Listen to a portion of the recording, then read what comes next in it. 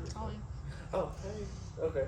Oh, you already got one? Yeah, I didn't know we was ready. But, so basically, I have quite a few questions to ask. Really, just what I would think that I'd want to ask you. You know, what people would want to know. First off, you know what your name. For people who don't know you, what's your name? What do you drive? And what's the setup on the car and all that? My name's Andy Wilabay. I got a '98 Firebird. It's got a big block Chevy, 548 inches with twin 94s on it. I didn't know it was actually 548. Yeah, we downsized it when we went from the cast iron block down to the aluminum block. So. Okay. Always better for weight. Yeah. So why did you choose this kind of car and that combination? I mean, I know where you had the combination from, but you know, what made you decide to go to this car? Well, I ran across this car from a buddy of mine that passed away, and he inherited it, so he offered it to me, and I bought it. And I think about a year and 3 months it took me to put it back together. It had been nose in the wall out here at Pinwell and flipped over on the roof, and pretty torn up. Sat in a trailer for about 15 years, and then I bought it, put it back together. And what's crazy is, because back when it was black and white, you know, the old Pro Stock car, it's my grandpa and dad actually worked on the car when it was a real Pro Stock car, and I actually watched them wreck that car at Pinwell. I think I was like 5 or 6 years old. Yeah. So it's pretty cool to see it back together now. And that's the crazy part. I was out there the same night when it flipped over too. So I mean, I remember seeing it happen too. Yeah. It's a small world meeting people that you've been around all your and just didn't even know it. Yeah. That's it. So, and I think I know the answer to this, but everybody else might not. What was your first race car that you had? Mustang. It was the same one. Well, I say that. My actual first drag car was my Ford Focus. So I had a Ford 5-speed Ford Focus, probably 20 years ago. So you moved up in the world quite a bit. Yeah. Because whenever I first saw it was at Main Street. It was the two-tone with the orange, and I think was it black or gray? It was actually all orange at one time. And then, it was all orange? Yeah, then I did the two-tone orange and black. Oh, okay. And it was a YSI blower with a small block Ford? Mm-hmm. That's what I thought. I couldn't remember because, I was way little whenever all that Probably was. 10 years ago. It's 12 years ago, yeah. It was whenever all that started because they had 10.5 and then a bunch of people wanted the radial cars, and that's where Main Street started at. Yeah. But, so we were your first combination. It was the small block Ford with the blower, and then what was the combination after that? It was still a small block Ford, but we changed over to twin turbo stuff. It was twin turbo. Mm-hmm. Yeah. And you had that for what, 2 or 3 years? I think it was about 3 years. About 3 years. We actually started doing no prep racing with that combo. Oh, okay. See, Yeah. I didn't ever know that. Actually, I'm lying to you. No, the first no prep race we made was Shannon Morgan's first race, and it was with the blower. And then the second race I made of hers, we already transferred it over to twin turbo. Oh, okay. That was the redemption race. Yes. Yeah, I don't think I ever got to go to the first one. I think the first one I went to was the fourth one, and I helped Trey Cherry when he had his black twin turbo car. I helped him. I want to say that's the race where he did the big wheelie against boosted and all that. Still only lost like half a car or something like that. Yeah. Well, so since you hadn't had a whole lot of different combinations. You've had a small block Ford and a big block. Which one was your favorite out of all of them? So far, the big block stuff. The big block stuff? Yeah, it's so much easier to keep it together. Small block stuff, you got to lean on it so hard, especially because, you got to spend a lot of money on blocks and stuff, try to keep those small block Fords together. And I know, not a small block Ford, but it's damn near the same thing. I know all about trying to compete with a small block. And I'm nitrous too. We got to lean on it way harder. You got to swap pistons out. Everything else. So there, all the racing that you've done, because I've seen you do big block, big tires, small tire, radials, everything. Do you prefer radials or slicks? Depends on what you want to do. Like, I really enjoy going real fast, so I like the radial stuff, and I'd have to go really fast. Yeah. But I like the challenge of no prep because you really have to finesse it to make it go down the track, and sometimes you got to really drive it to make it work. Yeah. So, and I like the challenge of that, and I've always liked small tire way more than I like big tires. And that's the same thing. It's like I haven't been near as fast as y'all have either. I drove a big tire car. It was my dad's. I think the quickest I ever went, and it was like a 519 or 513. I went a 513 at 130 something mile an hour, and compared to a small tire car, 'cause I've been the same ET in both. A big tire is way boring to me. Yeah. It is. I mean, it just. I've always liked small tire racing because that's what I grew up with. That's old 10.5 days and all of that. My dad always had small tire cars, and that was what I was always around. So yeah, I see why. I'm the same way. I haven't tried the radials a whole lot. The only time I actually ran radials was on my dad's white Camaro at the flashlight race. Oh yeah. And I wore smooth out. I watched Bo wheelie past me in a car, the exact same kind of car. Yeah. So okay, yeah. So yeah, I see that. And well, kind of goes hand in hand. You for prep or no prep? I like the no prep stuff. That's probably what we're going to do mostly this year. We may do a little bit of radio racing, but I think this year is all going to be just no prep stuff this year. And I'm pretty much on the same page. I'm trying to find a class that I fit well with and I won't just get my teeth kicked in. Yeah. It's kind of hard to also. Especially when you're using small tire stuff already. Yeah. Because it's getting fast. It's getting real very fast. I think what we're wanting to try to do is, now that we're actually having a local track that does a lot of the back of the track or and all that stuff at Hobbs. They have the Olympics races. And I think I want to try to get into that a little bit more. Like obviously, I'll still be at all the heads-up races at Pinwell. Oh yeah. That's prep. Which that's where I can actually go fast at. But if I can try to figure out the back of the track stuff, I want to try to do some of that stuff too. Yeah, it's definitely a lot harder to do the end of the track stuff. Yeah, you get people with long ass bars, 100 to 200 pounds on the very back of it. It's cool seeing that. And you see a lot of different cars too. Yep. To an extent, I guess it's still like a Fox Yeah, you're right on that.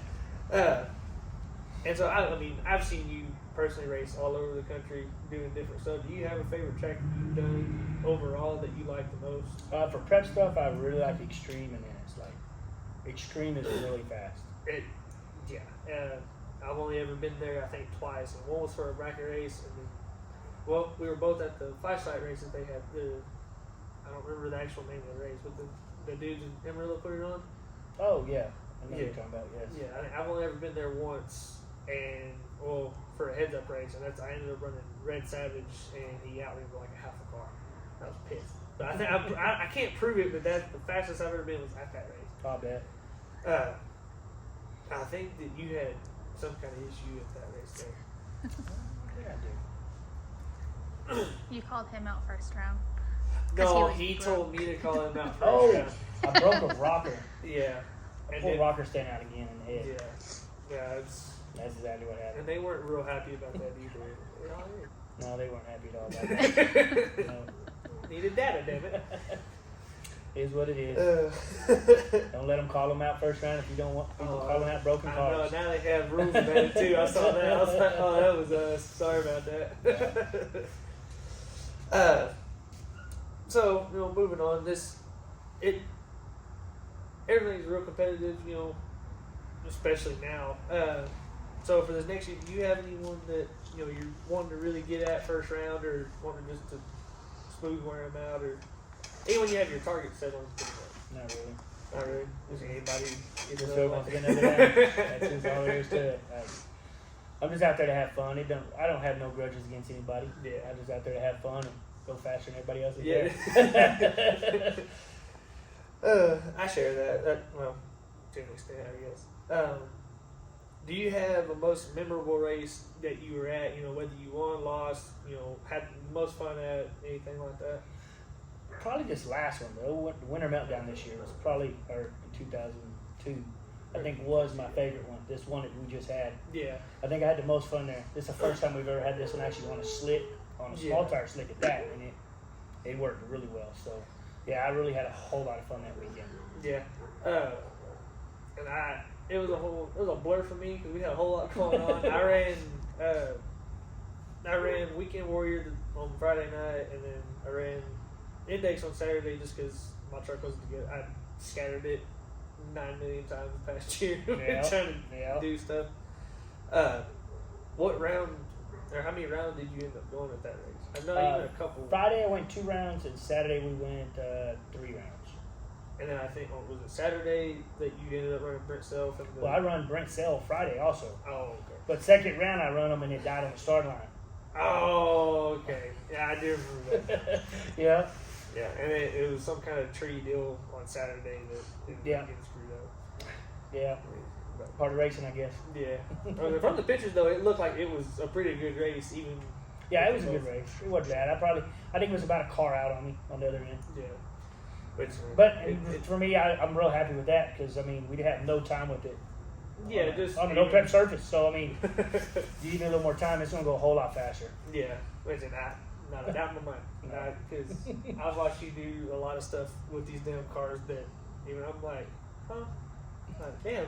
Which, and that's a lot, what I wanted to do this kind of does. Like, there's a lot of people, that you hear the names like Brent Self and Adam Plunkett and all those guys, yeah, they're hauling ass, but there's also, local guys to even hear that don't get a whole lot of recognition. I feel like you don't get enough recognition. I mean, there's quite a few here, everyone likes the big tire cars. I mean, they know those names, but for the people who are centered around small tire racing like me and you and all of us, I feel like there's a lot of people who have a lot of credibility that they don't get a whole lot of recognition for, and that's why I want to do like this. People actually get to hear your voice and how you feel about racing. What basically what makes you want to do it. And and that's leads me to my next question. What is it about racing that keeps bringing you back? Like, what do you love most about it that you, year in and year out, you spend every time you have, just like I do, all of us, that makes you want to keep doing it? Truthfully, it's not even the car that does it. It's the people at the track. I really enjoy just hanging out at the track with all the guys that are around. It's crazy how the people at the racers at the track are so much more outgoing. Yeah. And that's what I really enjoy. I really enjoy just hanging out with everybody, having a good time, and having fun competitive racing. That's what I really love. Yeah, I understand 100%. And that's the same thing, even for me, I've been, I've raced all over the country, which I did, with junior dragsters, and then with the old truck, I didn't get to go out as much as I wanted to. We went to like Armageddon and had just a great time with shocks there. Both times I went there, I had blown out shocks is what I went home with. Oh, wow. Yep. So, and then, I'm sure you shared that seeing, different people, getting to race different people and everything else at different tracks. Oh, yeah. Because when we come out here, and it's usually just always the same. You race the same people, and it's cool to venture out and get to see other cars. And I've figured out in the long run, to go fast, you have to race people that are fast. You can't race the same people every weekend and expect to go faster. Because if there ain't nobody faster than you, you're not going to be pushed to go faster. So and that's consistently every year. It seems like the cars get faster, regardless of what you do or how you try to limit them or anything like that. And especially if you have cars that are versatile like yours, where you can take one, and run the exact same on a radio prep track as you can out here, Yeah. And so I was going to ask you, I know personally what you ran. You told me, do you want to share how fast you have been on the radio in this car? Fast I've been on radio on this one. I've been 402 at 195. Damn. With that's a 114 60 foot. Yeah. So it's way soft. And the best 60 foot I've had in it so far on a radio is a 106. So. I wouldn't even know what to do with myself if I went 160 foot. Dude, the first time we took the Ennis off the trailer on a radio, first pass down the track, it went a 108 60 foot, went a 435 at like 21 pounds of boost. Yeah, and for that motor, that's not even leaning uneven at all. Yeah, my old motor would make 38 pounds day in and day out. Yeah, that's nuts to me. And it's cool, to see someone local that can do that. I mean, there's not a whole lot of people who just, roll their car out the trailer and be like, yeah, I can do that right now. Yeah. So, and it just shows, pushing everybody to go faster, because that's definitely what you do with everybody. Everyone's trying to catch you in this car, or even the Mustang. I mean, did you? I don't know. I know that you had the record for pinwheel with the Mustang. Did you ever actually break it with this car yet? No. Not yet. We ain't put none on the scoreboard yet. I definitely went way faster than what the record is out there with this car. Yeah. I'm probably gonna leave it alone until someone else breaks it. And then I'll take that and break it. Then you'll have to do it and take it back. Yeah. Oh, so you are pretty far, racing wise ahead of a lot of people here with your program. Do you have any plans to upgrade for 2023? Well, 2023, my big plan is I'm fixing to order some new block. I want to get another motor built for it because next year I like to run big tire with it. The only way to do that, I need another block. Like there's so much extra parts you need. It's so much harder on parts. Like just a little bit of testing we've done with big tires, it tears stuff up. You find the weak links with the big tire stuff. Yeah, especially because compared to small tires, you got a big tire. It takes more to turn it, and you're pushing everything harder than you would with small. Oh yeah.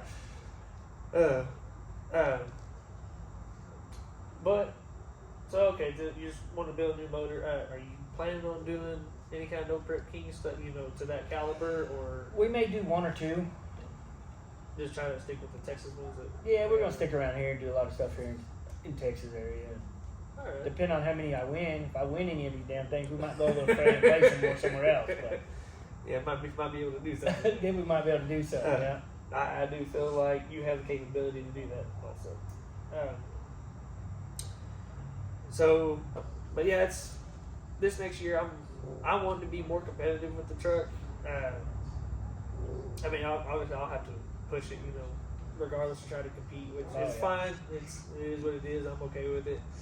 I'm actually hoping though that because I'm diehard nitrous just like you are turbos, the same thing.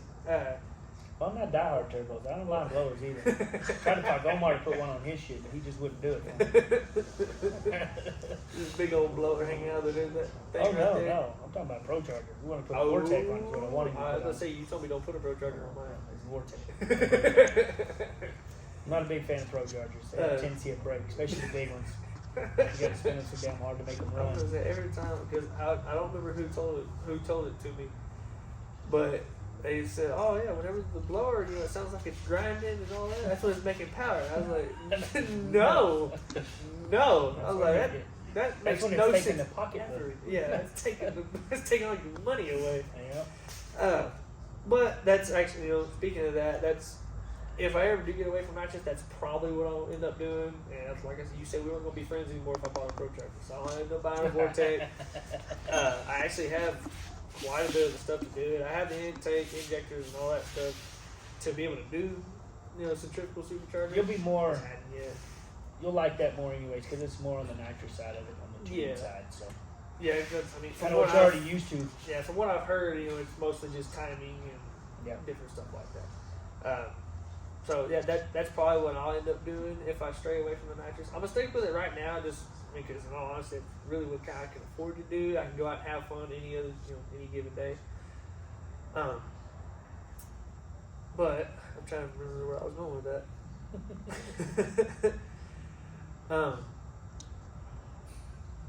I really don't remember what I was going to say. I wasn't paying attention. God. I zoned out. But and then also you said that you just opened a business not that long ago. What's the name? One with Truck and Auto. Okay. Yep, and then actually got a hub dyno coming in. It's supposed to be in around April. Actually, well, they told me the end of March. So I'm telling everybody 1st of April, middle of April. Yeah, just to get it you all know how set them up guys are. They say one thing and it'll be a month later before you get it. So. All right, and I'm sure I'm actually going to spend a lot of time on that too. So. Oh yeah, for sure. Because honestly, I don't think I've ever actually had something on a dyno when my stuff wasn't broken. So I get my brand new stuff, I can bring into I'm trying to see what I make because I don't ever have a dyno sheet of anything over 1,000. I never make over 1,000. Doesn't matter what I have. And my dad his stuff done. Yeah.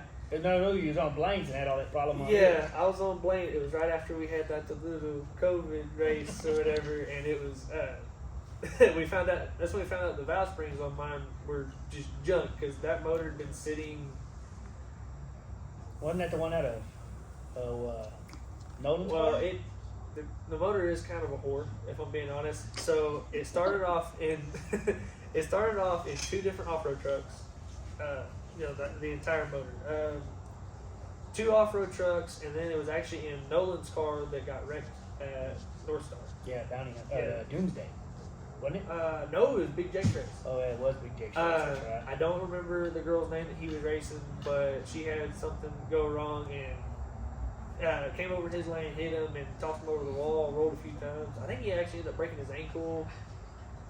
Which Took he out didn't the find. scoreboard. Yeah, Yeah. they the bad news, that was the first pair down, and that was the last one too, because it ripped all the electronics out of the deal, and he ended up upside down on Chris Shortridge's toter. Oh yeah, I do remember that. Yeah, it was a bad deal. So, and after that, ended up going in Dual Gill's car for a little bit. It was the orange, the coupe. That is right. I forgot about that. It was in that car, and then after that, I don't know what ended up happening to the car. I know the car's in Vegas now. That one. Dual is? Yeah. Oh really? It's actually in Vegas now. It had like a green front end, a red door, and all kinds of goofy. It has like a turbo LS in it or something. They street raced it a whole bunch. And after I ended up blowing up the conventional small block that I had in mind, that motor actually impressed me quite a bit. It was a 355 conventional small block, and on 2 kits it went 540s. Oh wow. Which I blew it up doing that, but it still went 540s. Yeah. After that, I was scrambling trying to find a motor. I mean, because at the time I was like 19, and I didn't have a whole lot of money, so I'm just trying to find parts. Well, Yeah. Nolan said, "Well, here, why don't you rent this motor that I have, and go racing, and we'll work it out later." Yeah. So I ended up getting it. We put it in the truck, and we got it running the weekend before they had a real big no prep race at Roswell, and that was when they just redid all the Was that branding. the JJ deal? No, it was another one that they had Johnny Brown. They had a black Chevy too that he street raced. Oh yeah, I know what you're talking about. Yeah. They had him doing a flashlight there, and they just redid the concrete. Ryan Mitchell was there, the Firebird. There's a guy, his name is Chase. He has a white Miata with a turbo LS in it. Like all those guys were there, and that was the first kind of like bare surface kind of race that I've ever been to. They had a back of the track, which I sucked at even then. But no, and the first pass that I made in the truck was the back of the track, and it was just horrible. I don't even think you could see the truck from the start line. It blew the tires off so bad. Yep. And we actually ended up making a couple of changes suspension wise. My grandpa, he was there. He was tuning the suspension and stuff for us. And first round we had Victor's dive. You remember that? Yeah. And I think that was actually when it was still gray. It still had like the primer paint with like the black lines and stuff on it. And I had him. Well, it ended up being the finals because there were only 2 trucks that showed up. I had him in the finals, and I ended up winning. But it was the most god awful pass ever. Like it hooked for about the first 100 feet, and there's a transition from concrete to asphalt, and it was raised up about that much. And it, Oh wow. yeah, whenever Speed bump. yeah, pretty much. And it came and it hit it, and the whole truck was, ugh. And I ended up pedaling like 4 or 5 times and actually won, but it was just god awful. So that was the first race with that motor in the truck, and that's actually the motor that's back in my truck now. So it's ended up being a 2 That's not the one you're getting built right now? No, my new one, it's all brand new. I bought all of it after I raffled off the 632. Oh, okay. Yeah, all the money from that is paid for all of my bottom end on this one. Oh, nice. So it'll be an all pro headed LS7, LSX block. Now I wish it was aluminum. If I could go back now, I definitely would have done aluminum block. But I was sticking with what I knew, and just if I knew I needed to get this much weight off the nose of my truck, then I would have definitely done aluminum. But it'll be a 447 LSX deal, LS7 head, and actually same intake and all that stuff as what's on my now the gold one, the fogger. Yeah. From what I was told and how it was all spec'd, it should be good for like 2,000 horse, which I'm sure I'll find a way to screw it up, but. That's what the new motor is. The one that's actually in it is a 457 LSX, but I think we actually went back and looked, and the motor is about as old as Nola's sister. Oh wow. Yeah, and she's turning 13. So it's been put through hell. We found out like the cams passed around for sure.